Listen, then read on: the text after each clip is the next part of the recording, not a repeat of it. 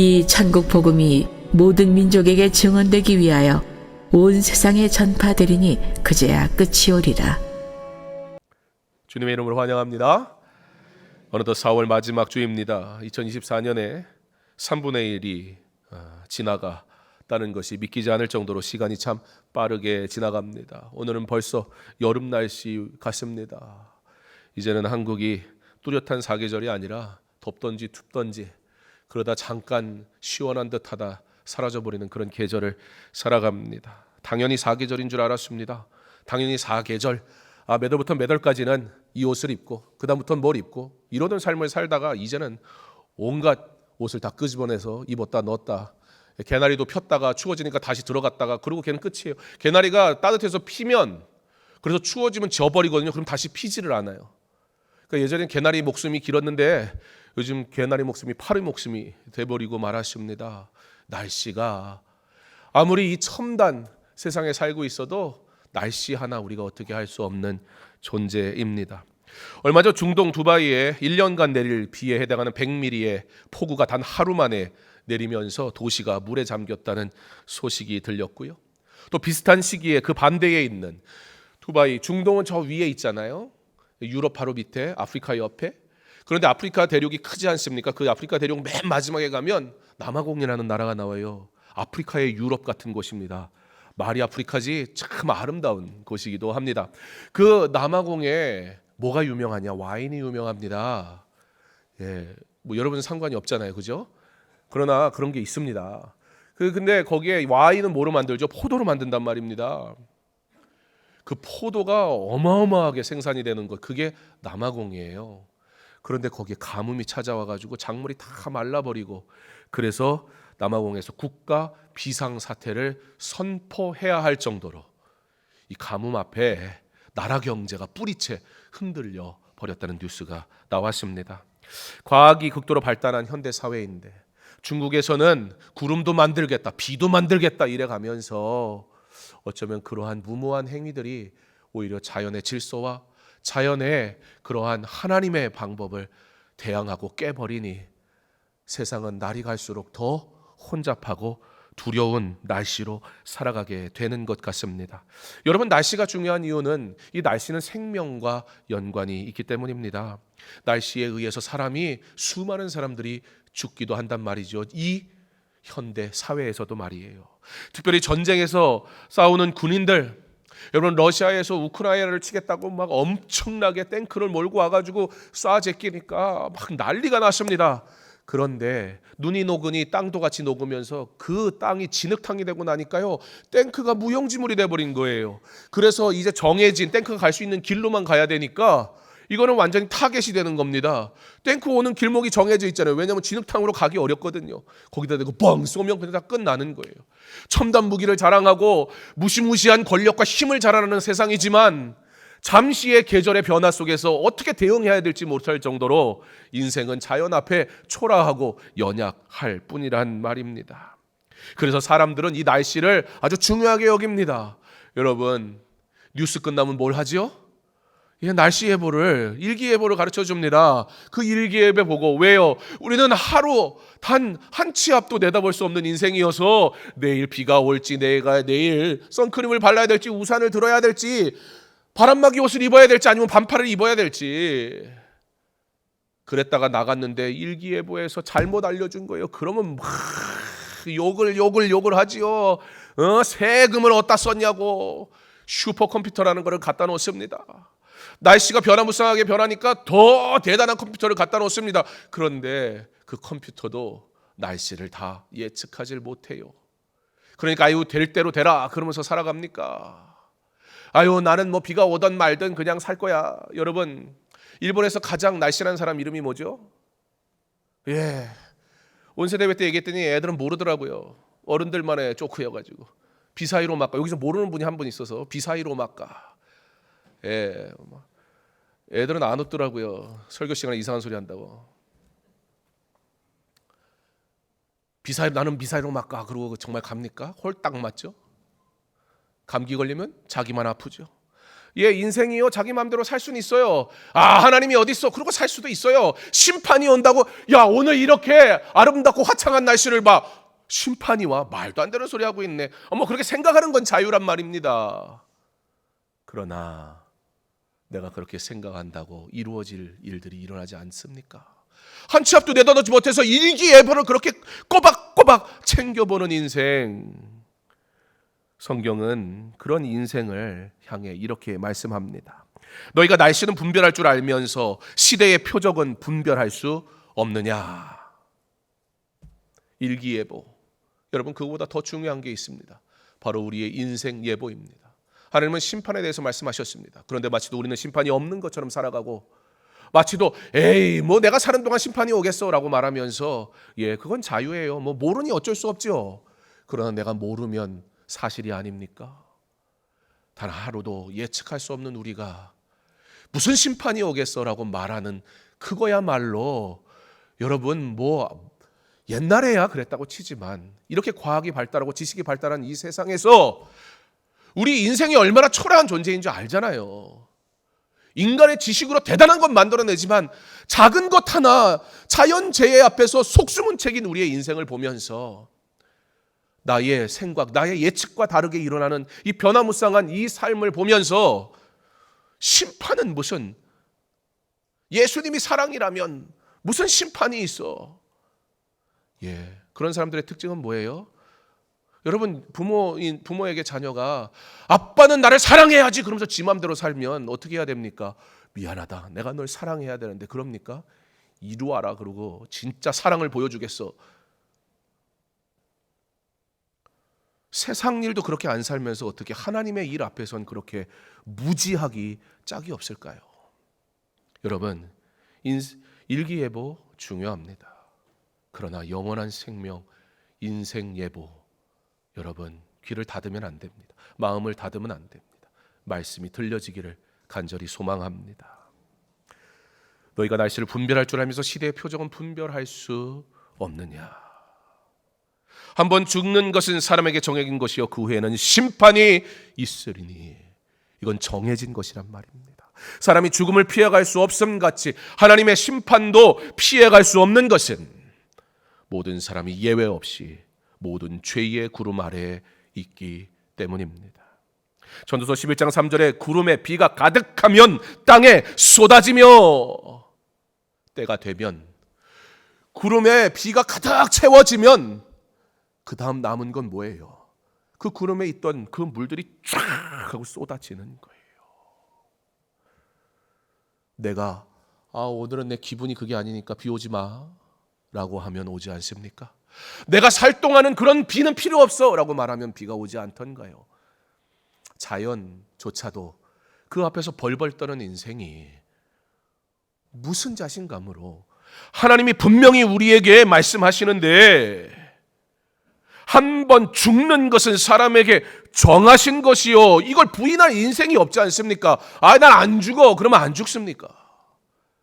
그 후에는 심판이 있으리니, 심판을 말씀하시건만 마치도 내가 사는 동안은 심판이 일어나지 않을 것처럼 내 마음대로 지금은 말고요, 조금 더 내 삶을 살고요, 나중에 할 일 없으면요, 주를 위해 사는 삶은 언제든지 뒤로 밀어버리는 우리의 모습 앞에 너희가 예측할 수 있느냐.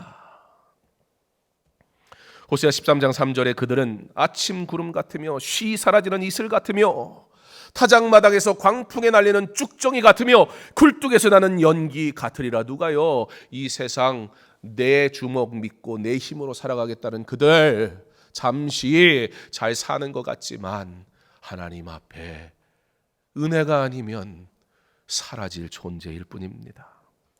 문제는 뭡니까? 이 일이 언제 임할지, 아침 안개처럼 은밀하게 임할지, 저녁 광풍처럼 갑자기 임할지 아무도 아는 이가 없기 때문에 인생에게 있어 죄사함을 받는 것, 이거보다 더 급한 일은 없습니다. 오늘 우리가 해야 할 일이 있다면 바로 복음을 전하는 것입니다. 여러분의 가정에, 여러분의 일터에, 여러분에게 만나게 하신 그들이 오늘 복음 들어야 한단 말입니다. 그리고 이 죄를 없이 하는, 이 죄사함을 가능케 하는 이 그는 누굽니까? 오직 예수님 외에는 없습니다. 왜냐하면 우리의 죄에 대한 심판을 그가 담당하셨기 때문입니다. 이와 같이 그리스도도 많은 사람의 죄를 담당하시려고 단번에 들이신 바 되셨고, 예수님의 십자가에서 죽임을 당한 이유가 무엇 때문입니까? 바로 우리의 죄를 담당하신 것이며, 그렇기 때문에 하나님은 그가 택한 자들을 오늘도 부르고 계십니다.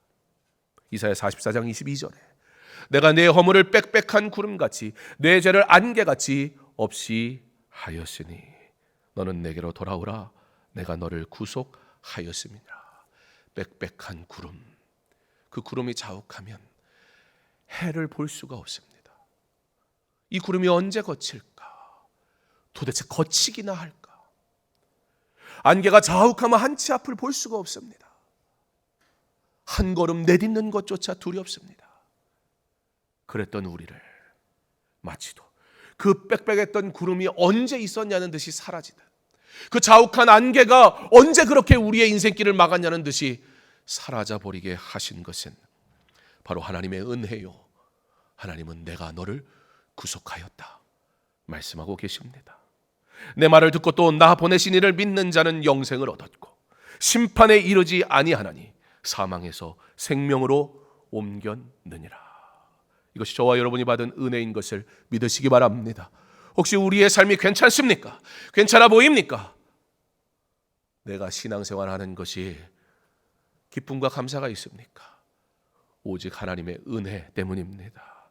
우리의 실력으로 얻어낸 것도 아니요, 우리의 노력으로 마땅히 누리는 것도 아니란 말입니다. 문제는 뭡니까? 그 죄사함의 은혜를 나는 받았는데, 저와 여러분은 받았는데 아직도 나는 주목을 믿겠다고, 아직도 하나님이 어디 있냐고 말하며, 말하는 건 자유지만 그들에게 심판이 이럴 때 누구도 변명할 수가 없습니다. 내게 복음을 전하는 자가 없었습니다 라고 할 때 네 옆에 장경원 목사 있지 않았냐? 강서중앙교회 있지 않았냐? 여러분의 일터에 예수를 믿지 않는 심판받을 그 사람들, 네 옆에 누구 장로님 있지 않았냐? 누구 권사님 있지 않았냐? 라고 말씀하실 것입니다.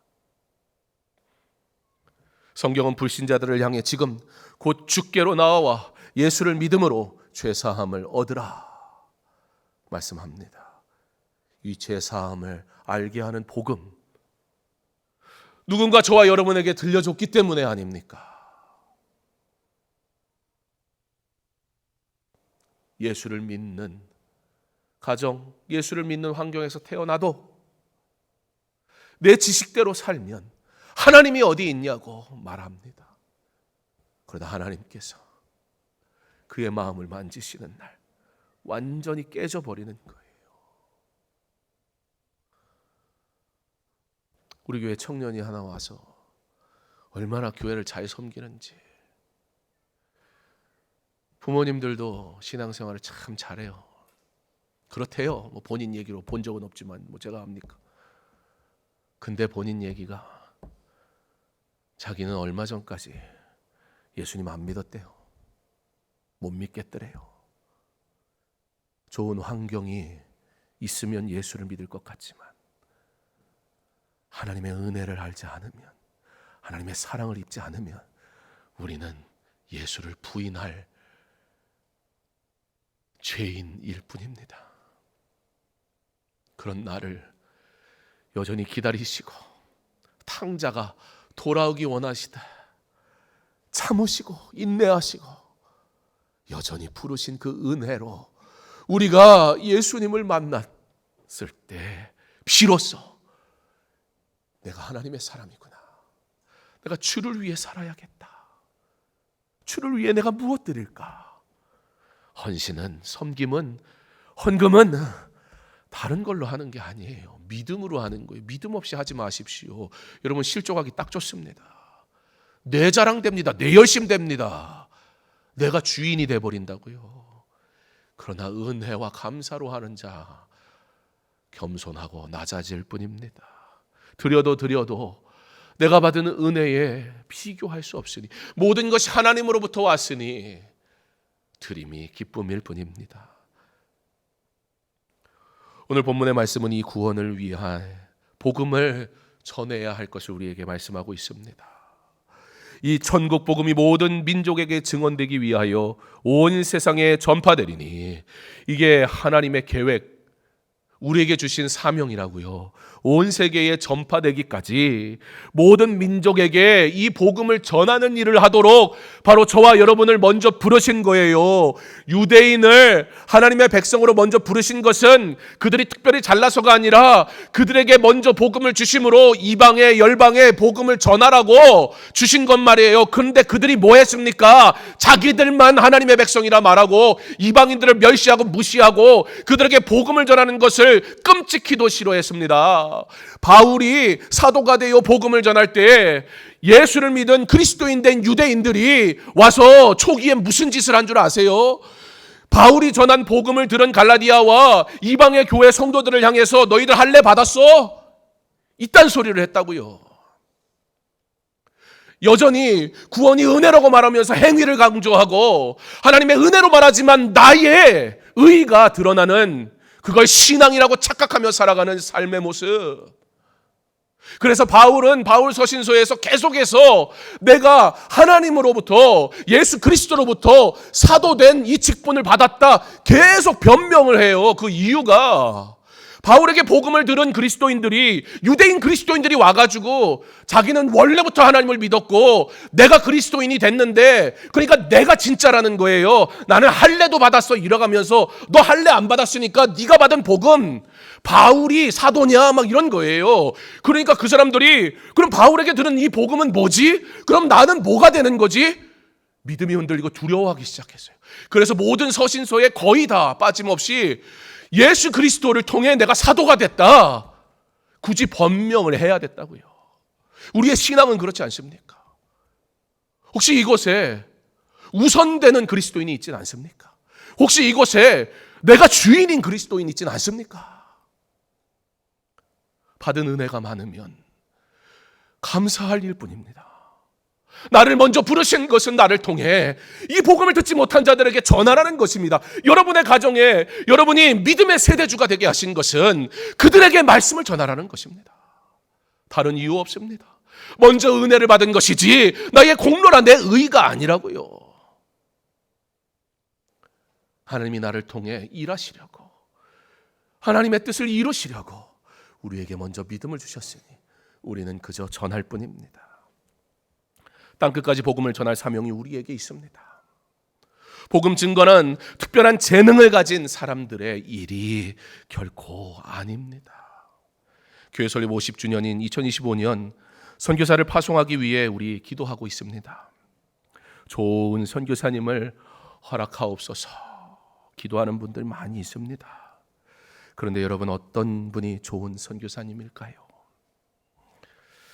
선교사에게 가장 중요한 조건 한 가지를 얘기하라 그러면 뭘 얘기해야 할까요? 사실 여러분, 이 조건이 안 되면 선교사로 나가고 싶어도 못 나갑니다. 여러분, 좋은 선교사라고 하면 훌륭한 교육을 받은 선교사에 반드시 교육을 받아야 합니다. 선교사를 보내기 위한 충분한 선교비, 당연히 그들의 삶과 생활을 교회가 책임져야지요. 선교사는 그곳에 가서 어떤 프로그램, 어떤 프로젝트를 할 건지 분명한 계획도 세워야 할 것입니다. 그럼에도 불구하고 그 모든 것을 가지고 있다 할지라도 선교사에게 요구되어지는 가장 중요한 선교사로서의 조건은 한 가지, 바로 영혼을 사랑하느냐, 그 땅의 영혼을 사랑하느냐. 아무리 이곳에서 열심히 복음을 전한다 할지라도 주께서 보내시는 그 땅의 영혼을 사랑할 수 없는 자는 그 땅의 선교사가 될 수가 없습니다. 아무리 재능이 실력이 좋아도 선교지의 영혼을 사랑하는 마음이 없으면 어찌 그를 선교사라 할 수 있겠습니까? 영혼 구원은 우리를 향한 하나님의 사랑으로부터 시작됐습니다. 그러므로 우리의 영혼 구원의 사역도 반드시 모든 것의 시작은 사랑이어야 합니다. 장명원 전도사님의 비전이 선교사이고 선교사의 자녀고, 또 아버지께서 인도 선교지에서 순교하셨고, 어릴 때부터 아버지의 길을 가겠노라 본인이 소원했고, 그러는 가운데 교회의 비전이 선교사를 파송하는 일이어서 선교의 비전을 가진 선교사와 선교사를 파송하는 비전을 가진 교회가 함께 협력하기로 준비하는 가운데 우리 전사님이 결혼을 했습니다. 이제 부부를 함께 보내야 되기 때문에 부부가 같은 교회에서 사역하는 거 흔치 않은 일이잖아요. 굳이 그렇게 뽑지도 않습니다. 그러나 이제 우리가 두 분을 함께 보내야 되니까, 우리가 장 전사님은 알지만 김 전사님은 모르니까, 그래서 우리 교회도 알고 서로 간에 알아야 또 기도할 수 있으니까, 그래서 1년 동안 우리 교회에서 사역을 하고 파송을 받으라, 그렇게 해서 우리 김한솔 전도사님을 교회로 불렀습니다. 그런데 선교사 파송을 준비하던 중에 우리 건강상의 문제로 두 사람이 선교를 나가기 어려울 것 같다라는 이야기를 하게 됐고, 그래서 우리가 기도하면서 하나님 앞에 맡겨보자. 그래서 GMS 훈련도 계속해서 보내고 준비를 시켰으나 결국에는 두 사람의 요청으로 선교를 강서중앙교회에서 파송을 받기 어려울 것 같습니다. 그렇게 이야기를 해서 두 사람의 의견을 존중하고 또 받아주기로 했습니다. 그래서 파송하기로 한 장명훈, 김하서 전도사님은 이제 더 이상 강서중앙교회 예비 파송 선교사는 아닙니다. 물론 사역은 계속합니다. 이제 선교사 파송, 어떤 선교사를 파송할 거냐에는 원점으로 돌아갑니다. 그러나 우리가 선교하는 일 자체가 원점으로 돌아가는 것은 아닙니다. 이런 일련의 과정을 겪으면서 제 안에 그런 질문을 좀 하게 됐습니다. 먼저 하나님이 저에게 주셨던 마음, 하나님, 처음 이 일을 위해 기도하고 달려온 지가 무려 7년입니다. 하나님의 뜻이 무엇이며 이 일을 위해 기도한 성도들도 있을 텐데, 그런데 먼저 제 마음에 하나님 주셨던 것이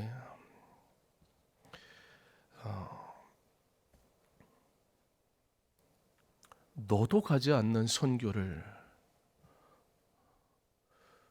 누구를 사지로 내모냐. 제가 늘 선교에 빚진 마음이 있는 사람이어서 저 안에 그런 마음이 들더라고요.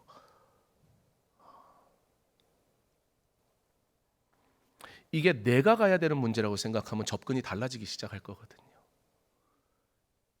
이게 누군가가 가는 선교가 되면 판단하기가 조금은 수월해집니다. 부담이 줄어드니까.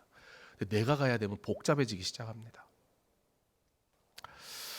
우리는 선교사는 이런 자격이 있어야 되고 이런 실력이 있어야 된다, 이런 준비를 해야 되고, 준비가 되었느냐 증명해라 라고 요구합니다. 당연히 해야 됩니다. 그런데 우리가 한 가지 잊어버린 게 있었더라고요. 여러분, 복음을 증거하는 것은 우리 모두에게 주신 사명이지 특별한 누구한테 준 사명이 아닙니다. 그 사람 보내놓고 우리는 선교한다, 불가능합니다. 사실은 우리 스스로가 먼저 선교사여야 한단 말입니다. 그렇다면 우리에게도 똑같은 질문이 요구될 수밖에 없습니다. 선교사를 파송할 자격 말입니다. 선교사를 파송할 준비가 되었는가? 선교사를 파송할 자격과 실력을 갖추어야 하는데 우리도 그렇잖아요. 그냥 선교사님 알아서 선교하겠지라고 보내놓고 우리가 돈 보내면 끝이 아니잖아요. 돈 보내고 보고받는 사람들이 아니잖아요, 우리가. 제가요, 하나님께서 저한테 그런 마음을 주신 다음에, 야, 너도 가지 않는 선교, 그 사지에 누굴 보내는 거야? 라는 마음을 주셔서, 그래서 제가 생각을 해봤어요. 제가 강서중앙교회, 만약에 선교사로 제가 파송을 받는다면 나는 강서중앙교회에서 파송을 받고 싶을까? 생각은 할 수 있잖아요, 제가.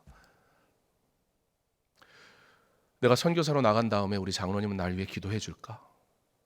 우리 권사님은 매일 하나님 그 땅에서 복음을 전하는데 어려움 당하지 않게 해달라고 눈물로 날 위해 기도해 줄까?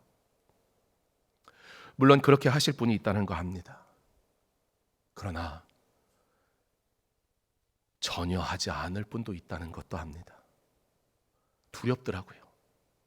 하나님이 나와 함께 하시니까 가겠지만 두렵더라고요.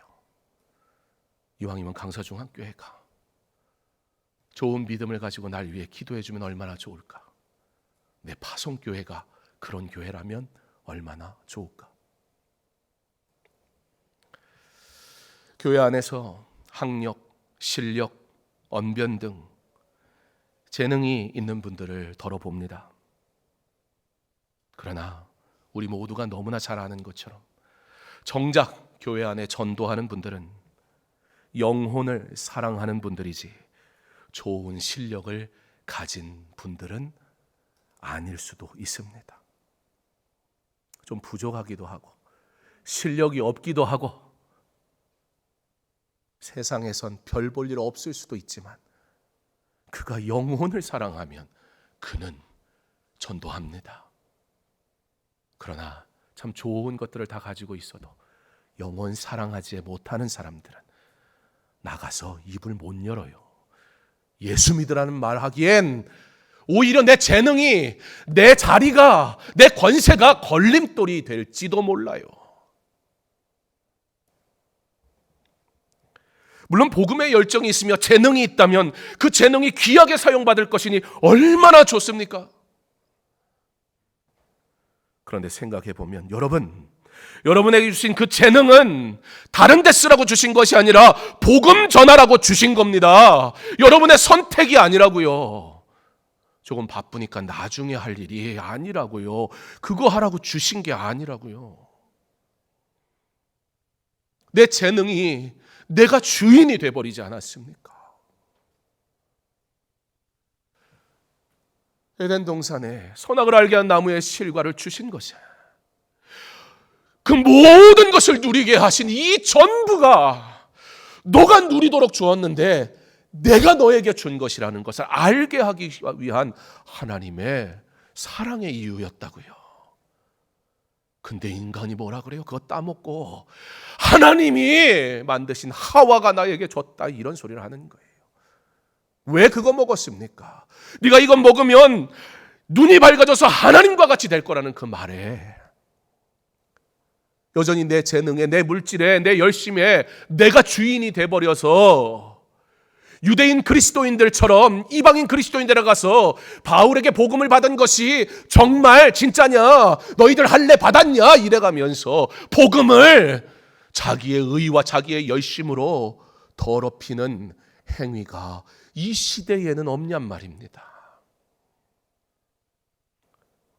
생각해보니 선교사로 나가는 사람은 이곳에서의 편한 삶, 자신이 원하는 삶을 포기한 채 척박한 땅, 낯선 문화로 자신을 던져야 하는데 우리는 그들을 선교지로 보낸다 하면서 그들의 선교에 동참하기 위해 그들이 질문해야 합니다. 그러나 그들에게 하는 질문과 똑같이 내가 헌신하겠느냐, 내가 물질 드리겠느냐, 내가 기도하겠느냐. 그러므로 결국 이런 질문을 하지 않을 수가 없었습니다. 우리가 원하는 좋은 선교사님이 과연 우리 교회를 통해 파송받고 싶을까? 아니, 그런 생각이 들었습니다. 정말 솔직한 심정이 그랬습니다. 선교지에 살다 왔고 선교학을 전공했고 선교를 좀 안다고 잘난 체 하는 목사에게, 그런 목사가 있는 교회에서 선교사로 파송을 받을 생각을 하면 얼마나 괴로울까? 다른 사람 얘기가 아니라 제 얘기하는 겁니다. 그렇잖아요. 제가 선교사로 파송을 받았는데 담임 목사님 너무 잘 알아. 시집살이도 그런 시집살이가 없을 것 같아요.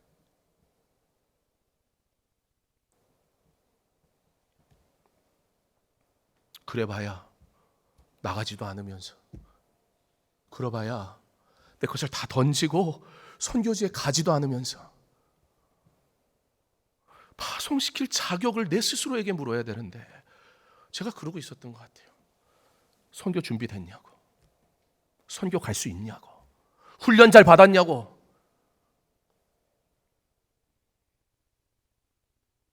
선교사를 파송해 놓고 내가 매일 정말 눈물로 기도할 수 있을까?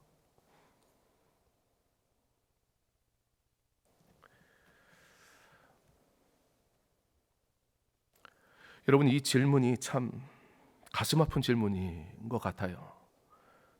우리가 원하는 좋은 선교사님, 그 훌륭한 선교사님은 강서중앙교회에서 파송받고 싶을까? 장경원 목사가 담임 목사로 있는 교회에서 선교사로 나가고 싶을까?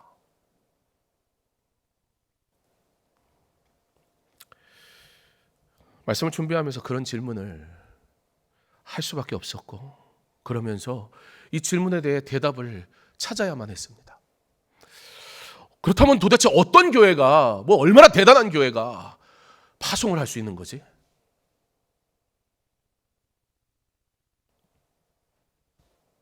이게 제 문제로 가지고 오니까 조금 이해하기가 쉬워지기 시작했어요.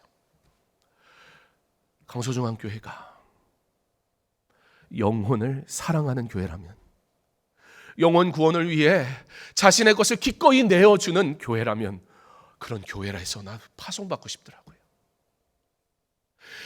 영혼 구원하기 위해 어떠한 고민과 몸부림을 쳐야 되는지 아는 사람이 선교사의 몸부림을 알 거 아니에요. 영혼 구원을 위해 내가 내 것을 내어놓는 사람이 복음을 위해 물질을 드릴 수 있을 거 아니에요. 큰 교회냐 작은 교회냐가 아니라 성도들이 복음을 전합시다, 전도합시다 그럴 때 내가 무엇을 드릴까, 어떻게 헌신할까, 이 영혼 구원을 위해 내가 기도하겠습니다라고 생명을 던지는 교회라면, 그런 교회에서 너무나 선교사로 파송받고 싶을 것 같아요. 왜요? 물질은 부족할 수 있지요. 그러나 그건 하나님이 채워주실 거예요. 뭘 걱정을 합니까? 재능은 좀 모자랄 수 있지요. 그러나 그 또한 하나님께서 그의 연약감 속에서 놀라게 일하실 것입니다. 그가 하나님 앞에 엎드리면 왜 은혜를 더하시지 않겠습니까? 그런데 전도는 하지 않는 교회인데 선교사에게 얼마나 전도했냐고 보고를 받겠다고 한다면 과연 하나님이 그 교회를 사용하실까? 선교사가 그 교회 믿고 파송받을 수 있을까? 답은 전도였습니다. 그래, 복음을 전하는 이 사명은 선교사라는 특별한 길을 가는 사람들만의 전유물이 결코 아닐 텐데, 전도를 하려면 이런 자격도 있어야 되고 저런 준비도 해야 된다고 우리 그렇게 요구했건만, 정작 나는 내게도 동일하게 주신 이 복음 증거의 사명 앞에 나는 준비되었는가? 가감없이, 가차없이 질문해 본 적이 있던가요? 우리는 그렇게 수없이 전도할 수 없는 이유들을 열거하며 오늘도 주께서 우리에게 주신 유일한 사명, 그 사명으로부터 멀리 가고 있으면서 선교사를 파송하는 일이 혹시 나의 짐을 덜어내는 것과 같은 일로 여기지는 않았는지요? 선교사 파송은 사랑으로 준비해야 합니다. 선교사 파송은 같은 마음과 동등한 자리에서 가는 선교사와 우리도 선교사입니다. 보내는 선교사로 함께 헌신하고 함께 준비해 가야 합니다. 선교사 파송은 사랑으로 인하여 영혼 구원에 힘쓰는 교회 될 때 그 자격은 자연스럽게 주어질 것입니다. 물론 나가는 선교사는 두말할 거 없습니다. 선교사는 반드시 선교지의 영혼을 사랑하는 사람이어야 합니다. 영혼을 사랑할 때 지역, 언어, 문화를 넘어 부르심을 따라 복음을 증거할 사명을 감당할 수 있기 때문입니다. 사랑 때문에 바울은 모든 것을 버리고 땅끝까지 복음을 전할 각오로 생명을 걸었습니다. 바울은 그가 지금까지 가지고 있었던 권세, 학벌, 지식, 오히려 그걸 다 버렸을 때 비로소 선교가 가능했단 말입니다.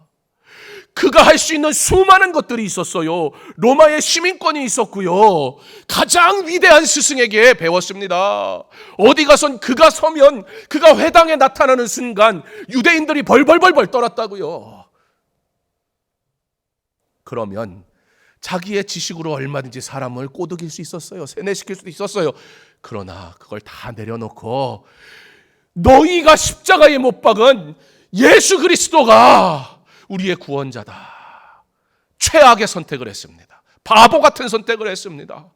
그가 십자가에 달리신 것은 우리를 사랑하셨기 때문이다. 이 바보같이 복음을 전한 바울을 통해 하나님은 놀랍게 일하셨습니다. 리빙스턴은 아프리카 대륙을 사랑함 때문에 품었습니다. 어떤 이들은 중국에 갔고요. 그리고 어떤 선교사들은 절망 속에 캄캄한 땅이었던 대한민국에 복음을 가지고 와서 배에서 내리자마자 해변에서 창에 찔려 순교하기도 하고 예수 믿으라고 들고 온 성경 하나 전달한 게 그의 인생의 다예요. 그러나 이 땅엔 놀라운 복음의 씨앗이 심겨졌습니다.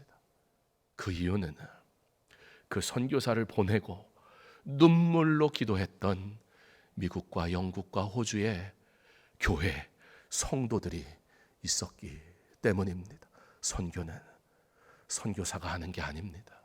선교는 교회가 하는 겁니다. 성도가 하는 겁니다. 저와 여러분이 하는 것입니다. 선교사를 파송하는 일은 그러므로 오늘 우리가 영혼을 사랑하는 일부터 시작해야 합니다. 선교사가 영혼을 사랑하라고 반드시 요구해야지요. 그거 안 되면 자격이 없지요. 그리고 그 요구는 저와 여러분에게도 동일하게 주어져야 합니다. 영혼을 사랑합니까? 그 영혼의 구원을 위해 나의 것을 기꺼이 내어 드릴 수 있습니까? 그런 교회라면 그 어떤 선교사님이 와도 참 행복할 것입니다. 영혼을 사랑하는 교회, 그게 나를 파송해 준 교회라면 그 선교사님이 힘을 가지고 사명을 감당할 것입니다. 선교사를 파송하기 위해 우리가 먼저 우리의 가정과 일터에 선교사로 파송받았음을 기억하며 내게 주신 사명, 영혼 구원, 그 일을 위해 우리 태신자 한 영혼을 작정하는 그 일부터 시작할 수 있기를 간절히 소망합니다. 생명을 걸고 복음을 전하는 일에 헌신한 교회와 성도를 통해 영혼을 사랑하는 하나님이 기뻐하시는 선교사님을 우리 교회에게 분명히 허락하시고 파송하게 하실 줄 믿습니다. 이 일을 위해 내가 먼저 선교사 되고 복음을 전하는 전도자 될 수 있기를 주님의 이름으로 축원합니다.